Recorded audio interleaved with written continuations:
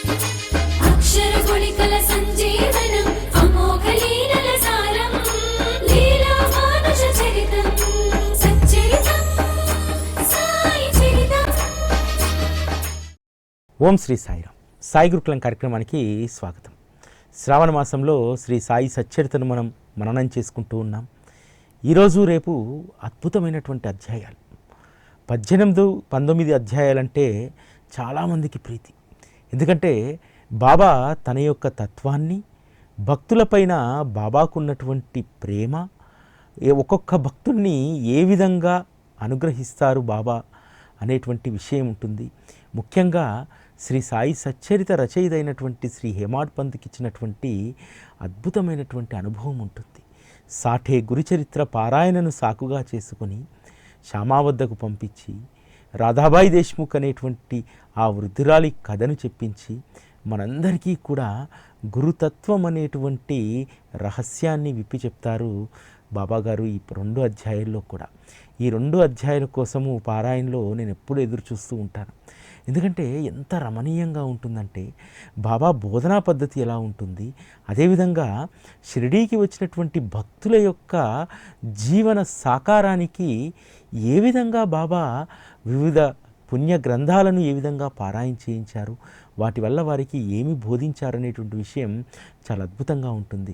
ఇందులో ఒక్కొక్క భక్తుడికి ఇచ్చినటువంటి పారాయణ అనేటువంటి అనుగ్రహాన్ని మనం గనక అర్థం చేసుకుంటే సద్గ్రంథ పారాయణ ఎంత ఉత్తమమైనటువంటిది, సద్గ్రంథ పారాయణ చేసేటువంటి వాళ్ళంటే బాబాకు ఎంత ఇష్టం అనేటువంటిది ఈ అధ్యాయాల ద్వారా మనకు తెలుస్తుంది. 18వ అధ్యాయంలో ఒక అద్భుతమైనటువంటి విషయాన్ని హేమాడ్ పంత్ మొదటగా రాస్తారు ఉపోద్ఘాతంలో. గురువు వర్షాకాలంలోని మేఘం లాంటి వారు ఆనందం అనేటువంటి జలాన్ని ఉత్సాహంగా వర్షింపజేస్తారు. దానిని సేకరించుకొని దాచుకోవడం కాదు, యథేచ్ఛగా మనం సేవించి ఇతరులకు కూడా పంచాలి. సచ్చరిత అనేటువంటి దాన్ని హేమాడ్ పంత్ వారు యథేచ్ఛగా సేవించి దాని యొక్క మాధుర్యాన్ని మనందరికీ కూడా పుష్కలంగా, గంగానది జీవనది అంటారు. ఆ గంగానది ఎప్పుడు కూడా ఎండిపోదు. ఏ జీవనది అయినా సరే ప్రవహిస్తూనే ఉంటుంది.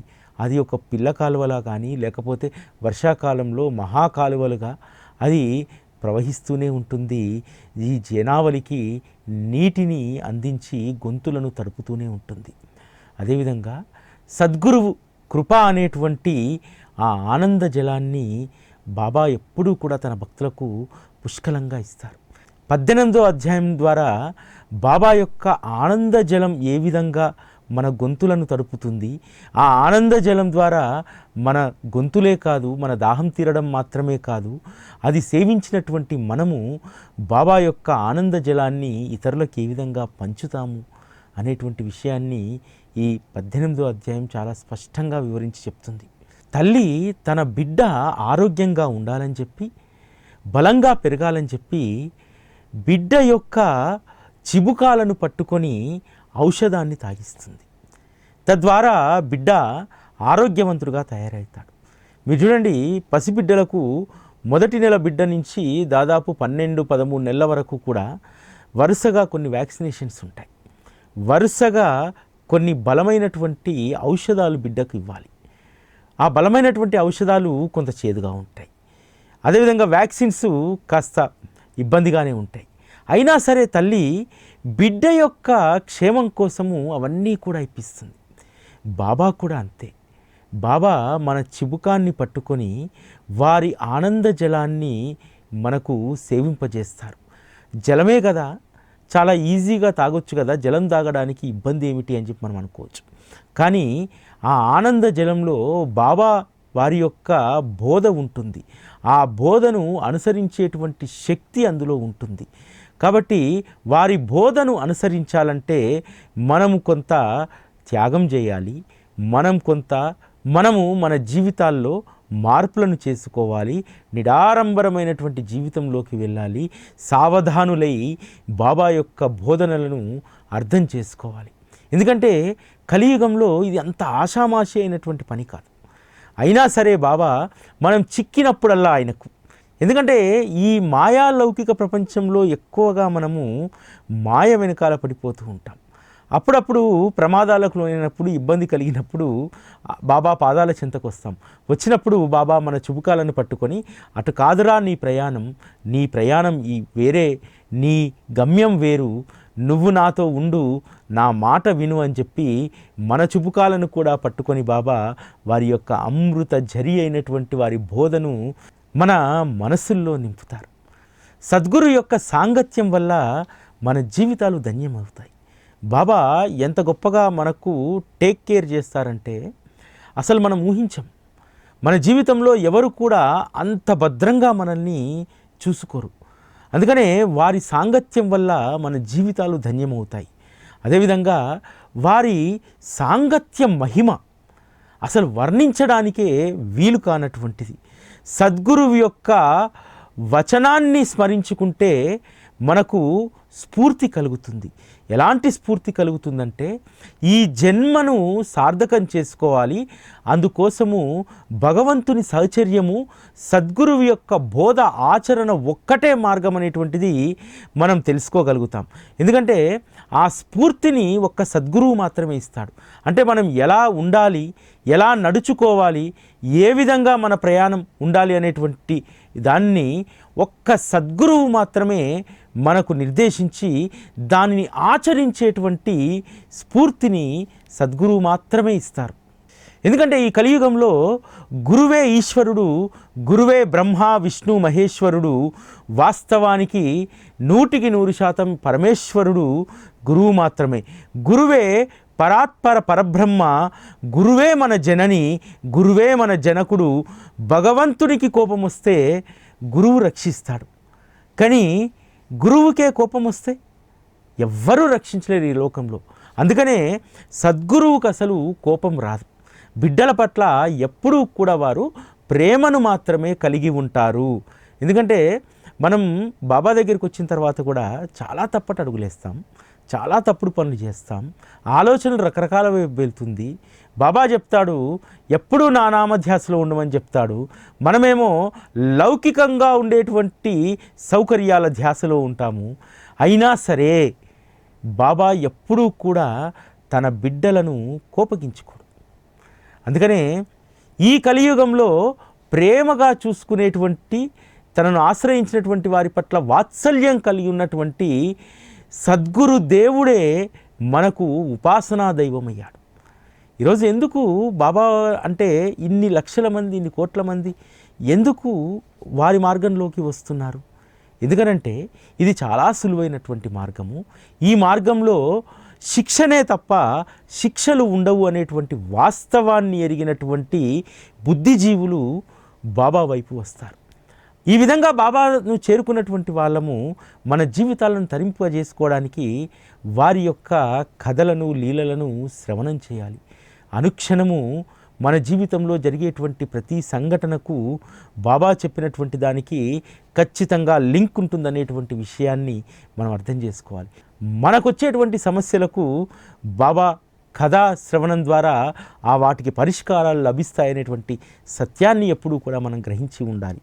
సద్గురువు యొక్క గొప్ప దయాగుణం ఏంటంటే వారి వద్దకు ఆపదలో ఉన్నటువంటి ఏ జీవి వచ్చినా సరే వారిని హక్కున చేర్చుకుంటాడు, వారికి కావలసినటువంటి స్వాంతన ఇస్తాడు. ఈ అధ్యాయంలో సాటే ఉదంతాన్ని మనం చదువుతాం కదా. సాటే గొప్ప ఉన్నత స్థానంలో పనిచేసినటువంటి వాడు.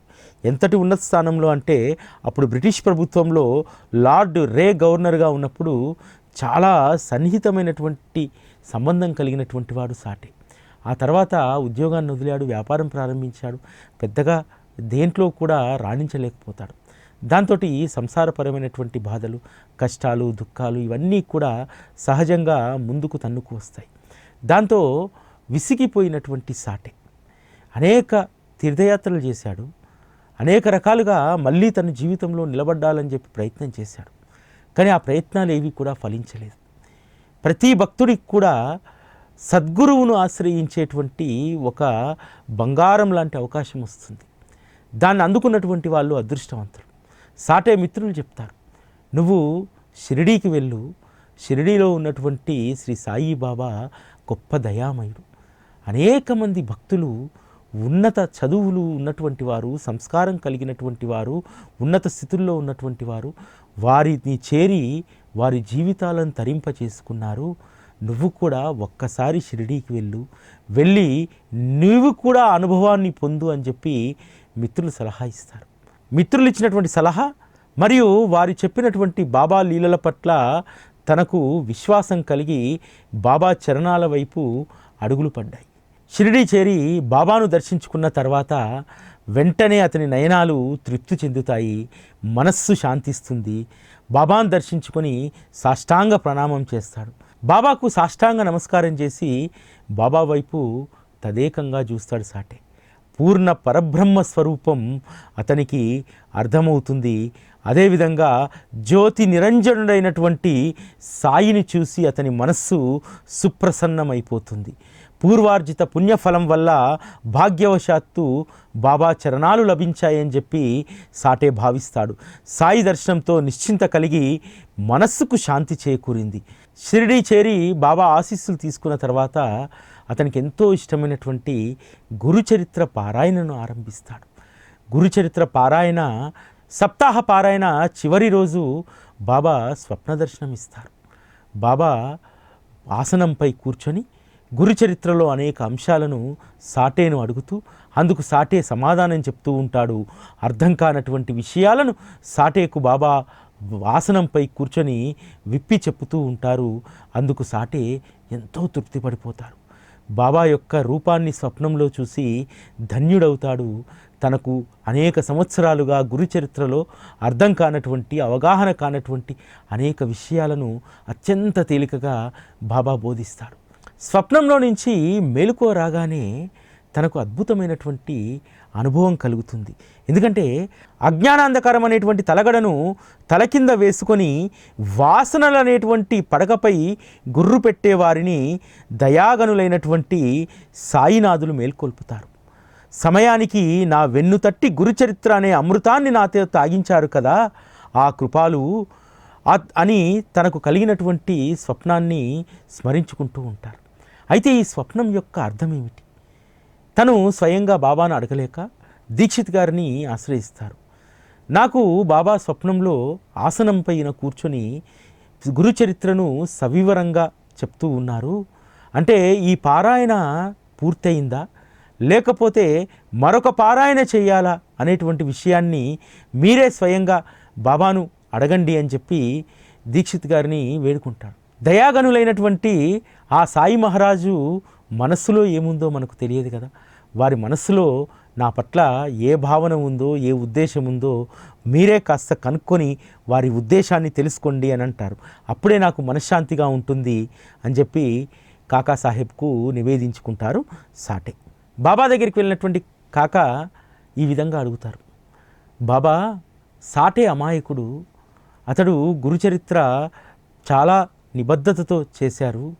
ఒక సప్తాహం పూర్తయింది, మీరు స్వప్న దర్శనం ఇచ్చారు. దాని ఉద్దేశము ఆ గ్రంథాన్ని ఒక సప్తాహంతో ఆపేయమంటారా లేక మరొక సప్తాహాన్ని పారాయణ చేయమంటారా అని అడుగుతారు. మరొక సప్తాహం పారాయణ చేయమని చెప్పి చెప్తాడు. మరొకసారి పారాయణ జరగని అని ఆజ్ఞాపించి గురువు యొక్క ఈ గ్రంథాన్ని పఠిస్తే భక్తులు పవిత్రులవుతారు, ఈ గ్రంథాన్ని పారాయణ చేస్తే శుభం కలుగుతుంది, పరమేశ్వరుడు ప్రసన్నుడవుతాడు, భవబంధాలు విడిపోతాయని చెప్పారు. బాబా ఈ విషయాన్ని చెప్తున్నప్పుడు అన్నాసాహెబ్ దబోల్కరు బాబా యొక్క పాదాలను ఒత్తుతూ ఉంటాడు. ఒత్తుతూ ఉంటే వెంటనే తన మనసులో ఉన్నటువంటి అనేక భావాలు లేస్తూ ఉంటాయి. అరేరే, అతనికి వారం రోజుల్లోనే బాబా స్వప్న దర్శనం ఇచ్చాడు. గురు చరిత్ర ఒక్క సప్తాహం చేయగానే అతనికి ఎంత గొప్ప అనుభవం కలిగింది. నాది అనేక సంవత్సరాలు నా జీవితం వ్యర్థమైపోయిందే. 7 రోజుల్లో గురుచరిత్రను సాటే పారాయణ చేశాడు. 40 సంవత్సరాలుగా నేను గురుచరిత్రను పారాయణ చేస్తున్నాను. కానీ 7 రోజుల్లోనే సాటే అద్భుతమైనటువంటి ఫలితాన్ని, అనుభవాన్ని పొందారు. ఈ దయాగనులైనటువంటి సాయినాథుడు నన్ను ఎప్పుడు అనుగ్రహిస్తారు, నాకు ఇటువంటి స్వప్న దర్శనం ఇచ్చి ఎప్పుడు నన్ను పునీతుల్ని చేస్తాడు అని చెప్పి ఆలోచిస్తూ ఉంటారు. వెంటనే అన్నాసాహెబ్ మనసులో ఉన్నటువంటి మాటను గ్రహించినటువంటి, ఎందుకంటే సర్వంతర్యామి కదా, ఎవరి మనసుల్లో ఏది ప్రతిధ్వనిస్తుందో, ఎవరి మనసుల్లో ఏ చింతన జరుగుతుందో, ఏ ఆలోచన జరుగుతుందో, ఏ ఉపాయాలు జరుగుతున్నాయో సద్గురువుకు తెలియకుండా ఉండదు. వెంటనే అన్నాసాహెబ్ను అక్కడి నుంచి లేపి వెళ్ళి శ్యామ వద్దకు వెళ్ళి 15 రూపాయల దక్షిణ తీసుకురా, అంతేకాదు కాసేపు అక్కడ కూర్చొని ఇద్దరూ కూడా కొద్దిసేపు మాట్లాడుకొని ఆ తర్వాత మసీదుకి రమ్మంటారు. అప్పుడే శ్యామ స్నానం చేసి పంచ కుచ్చిళ్ళు సర్దుకుంటూ బయటికి వస్తాడు. అన్నాసాహెబ్ ఈ సమయంలో ఇలా వచ్చారేంటి, మసీదులో ఇప్పుడు బాబా దర్బార్ జరుగుతుంటుందే, మధ్యలో లేచి వచ్చారేమిటి అని చెప్పి రకరకాలైనటువంటి ప్రశ్నలు అడుగుతారు. అప్పుడు అన్నాసాహెబు అంటారు, బాబా మీ వద్ద కొద్దిసేపు కూర్చొని రమ్మన్నారు, మీ నుంచి 15 రూపాయలు దక్షిణ కూడా తీసుకురమ్మన్నారంటే, సరే ఇప్పుడే స్నానమైంది, నేను లోపలికి వెళ్ళి పూజా అర్చనలు చేసుకున్న తర్వాత వస్తాను, ఆలోపు కాస్త ఇక్కడ మీరు వరండాలో కూర్చోండి అని అంటారు. అక్కడ కూర్చోగానే అన్నాసాహెబ్ దబోల్కర్కు కిటికీలో ఏకనాథ భాగవతం పుస్తకం కనబడుతుంది. ఏకనాథ భాగవత పుస్తకాన్ని తెరవగానే ఆ రోజు ఉదయము తనకు నియమిత అధ్యాయాలు, ప్రతిరోజు ఇన్ని అధ్యాయాలు చదవాలని చెప్పి నియమిత అధ్యాయాలు ఉంటాయి. ఆ నియమిత అధ్యాయాల్లో సగం చదివి అక్కడ పుస్తకం పెట్టేసి మసీదుకు వచ్చేస్తారు. తను ఎక్కడైతే ఆపాడో అదే అధ్యాయం పుస్తకం తెరవగానే వస్తుంది. ఆశ్చర్యపోతాడు, బాబా నేను ఈరోజు నియమిత అధ్యాయాన్ని చదవలేదు కాబట్టి అందుకోసం ఈ పుస్తకాన్ని చదవడానికి ఇక్కడికి పంపారేమో అని చెప్పి శ్యామ పూజ అభిషేకాలు పూర్తి చేసేసరికి తను ఆ పారాయణను పూర్తి చేస్తాడు. ఇక్కడ ఒక ముఖ్యమైనటువంటి విషయాన్ని హేమాడ్ పంత్ ప్రస్తావన చేస్తారు. అదేమిటంటే బాబా అనేక మంది భక్తులకు నియమంగా సద్గ్రంథాలు చదివేటువంటి బాధ్యతను అప్పగిస్తారు. ముఖ్యంగా కాకాసాహెబ్ దీక్షిత్కు ఏకనాథ భగవతాన్ని, అదేవిధంగా భావార్థ రామాయణాన్ని చదివేటువంటి బాధ్యతను అప్పగిస్తారు. కాకాసాహెబ్ దీక్షితు ఎంతో శ్రద్ధతో ఆ గ్రంథాలను పారాయణ చేస్తుంటే అనేక మంది దాన్ని అనుసరించేటువంటి వారు. అంతేకాదు ఆ భావార్థ రామాయణాన్ని, ఏకనాథ భాగవతాన్ని వారు చాలా అద్భుతంగా వాటికి భాష్యాలను కాకాసాహెబ్ చెప్పేవారు. ఏకనాథ భాగవతము అనేక మంది భక్తులు ఆ రోజు పారాయణ చేసేటువంటి వారు. ఏకనాథ భాగవత యొక్క విశిష్టతను ఎంత గొప్పగా హేమాడ్ పంత్ చెప్తారంటే, ఎందుకంటే తాను కూడా నిత్య నియమంగా దాన్ని పారాయణ చేస్తారు. బాబా కూడా అనేక మంది భక్తుల చేత ఏకనాథ భాగవతాన్ని పారాయణ చేయించారు.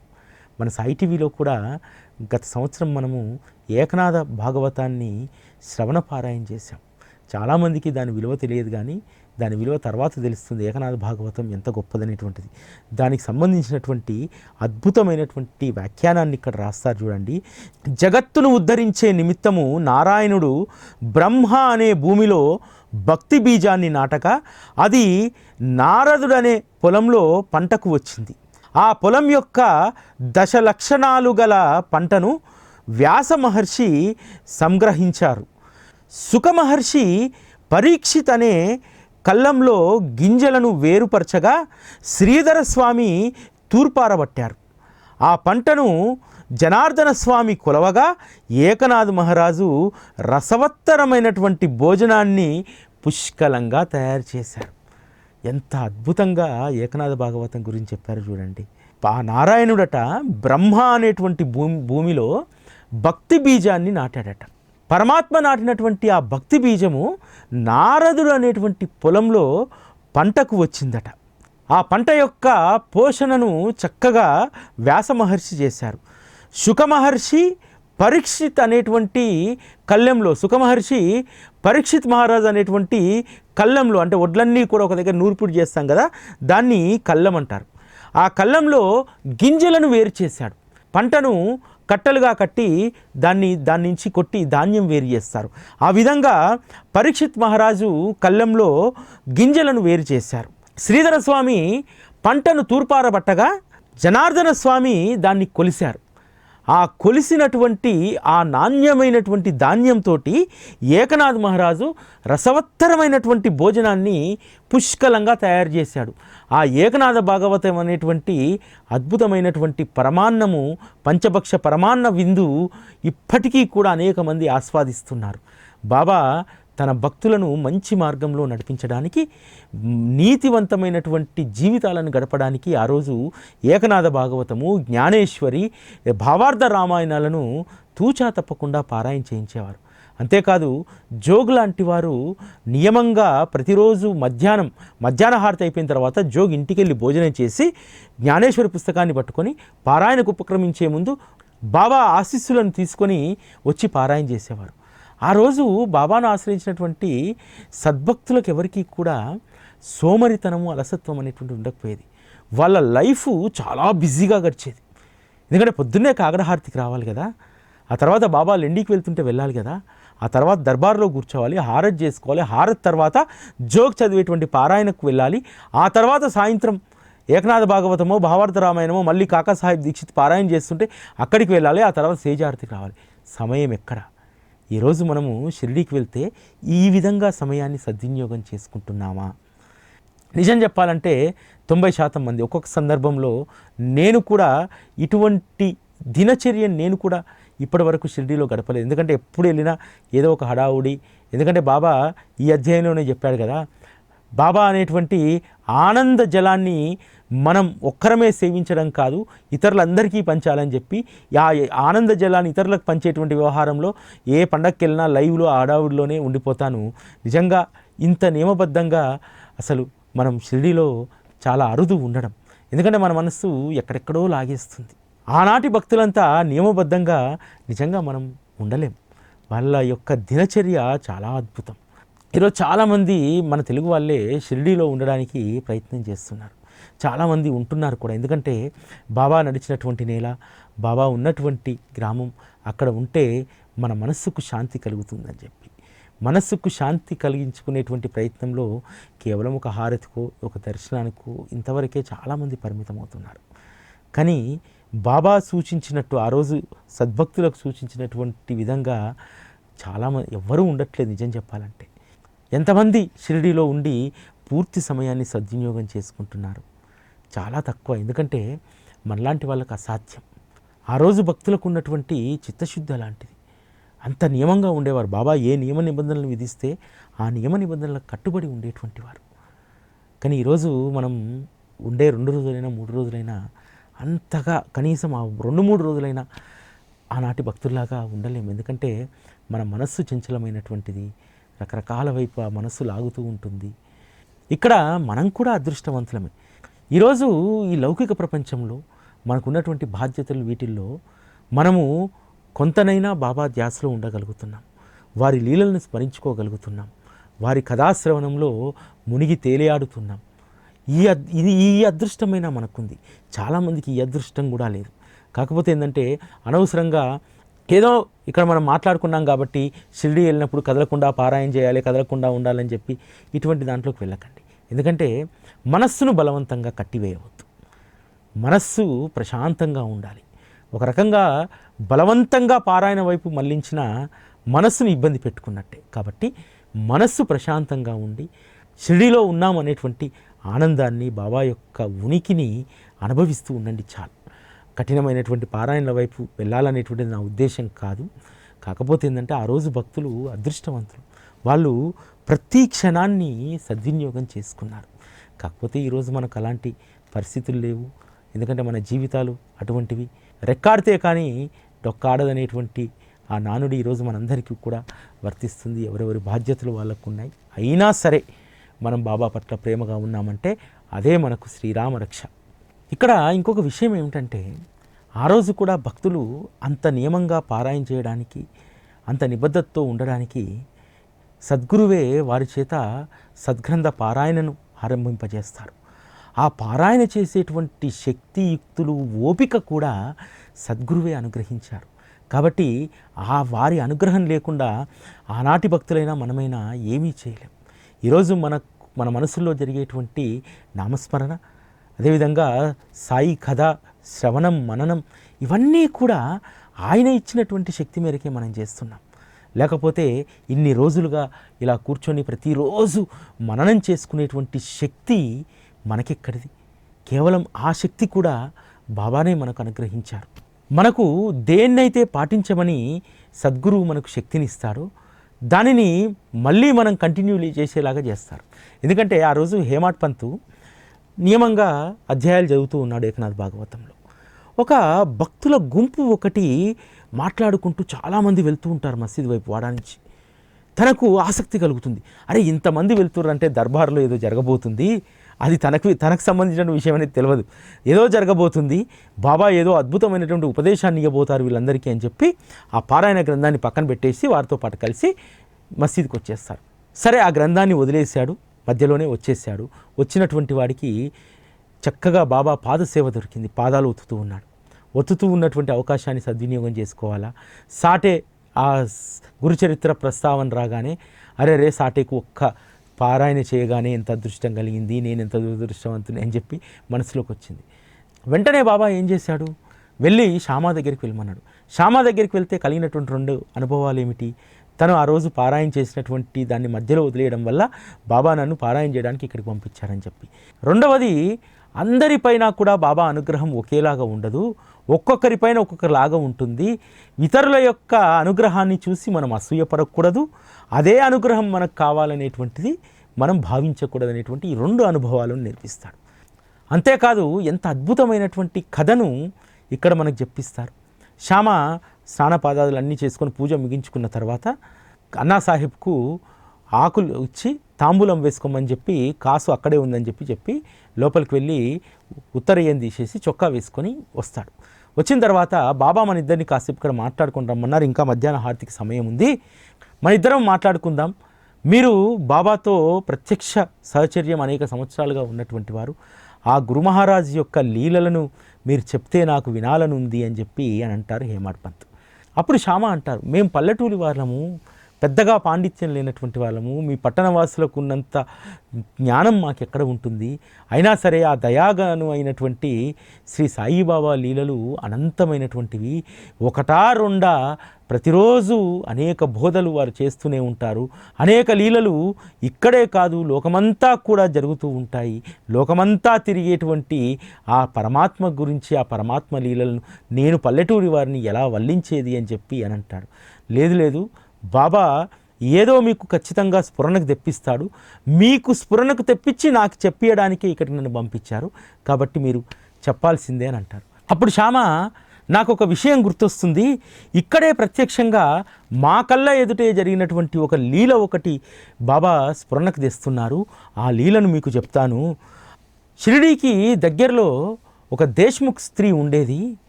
ఆవిడకు బాబా పట్ల గొప్ప భక్తి శ్రద్ధలు కుదిరాయి. తరచూ షిరిడీ వెళ్తూ వస్తూ ఉండేది. ఆవిడ గొప్ప జమీందారైనటువంటి కాషాబా దేశ్ముఖ్ యొక్క తల్లి, ఆమె పేరు రాధాబాయి దేశ్ముఖ్. ఆవిడ ఒకసారి ఒక నిర్ణయం తీసుకొని షిరిడీకి వస్తుంది. ఎలాగైనా సరే బాబా దగ్గర మంత్రోపదేశం తీసుకోవాలి, మంత్రోపదేశం బాబా ఇవ్వకపోతే తను ఉపవాసం ఉండాలి, అవసరమైతే ప్రాణత్యాగమైనా చేస్తాను తప్ప బాబా ఉపదేశం ఇవ్వకుండా ఈ షిరిడీ దాటి వెళ్ళను అని చెప్పి భీష్మించుకొని కూర్చుంటుంది. బాగా వృద్ధురాలు, దాదాపు 4 రోజులుగా ఉపవాసం దీక్ష చేస్తూ వాడాలోనే ఉంటుంది. అది చూసి నాకు భయం వేసింది. అసలే వృద్ధురాలు, ఏ ఆహారము తీసుకోకపోతే శరీరము బలాన్ని కోల్పోయి ఆ వృద్ధురాలు మరణిస్తుందని చెప్పి నాకు ఆందోళన కలిగింది. బాబానేమో ఏదీ పట్టనట్టు నిశ్చింతగా మసీదులో కూర్చున్నాడు. ఆవిడ బాధను చూడలేక నేనే వెళ్ళి బాబాను ప్రాధేయపడ్డాను. బాబా, ఆ దేశ్ముఖ్ స్త్రీ ప్రాణాలను కూడా త్యజించే విధంగా ఉపవాస దీక్ష చేస్తుంది, కఠినమైనటువంటి దీక్ష పూనింది, ఏమవుతుంది బాబా, ఒక్కసారి పిలిచి మాట్లాడరాదా, ఆవిడకు కావలసినటువంటిది ఏదో ఇవ్వరాదా అని చెప్పి అని అడిగాను. ఆవిడతో మీరే ప్రత్యక్షంగా మాట్లాడితే బాగుంటుందని చెప్పి శ్యామ బాబాను ప్రాధేయపడతాడు. ఇంత అద్భుతమైనటువంటి విషయాలు ఈ 18వ అధ్యాయంలో పొందుపరిచారు. ఇంతకంటే మధురమైనటువంటి కథ రాధాబాయి దేశ్ముఖ్ కథతో పాటు బాబా ఆవిడని దగ్గరగా పిలిపించుకొని ఎట్లా తన యొక్క గురువు యొక్క గొప్పతనాన్ని, అదేవిధంగా గురువు యొక్క మహిమను ఎంత అద్భుతంగా 19వ అధ్యాయంలో వివరించారంటే, ఆ 19వ అధ్యాయాన్ని రేపు మనం మననం చేసుకొని పునీతులమవుదాం. ఓం శ్రీ సాయిరామ్.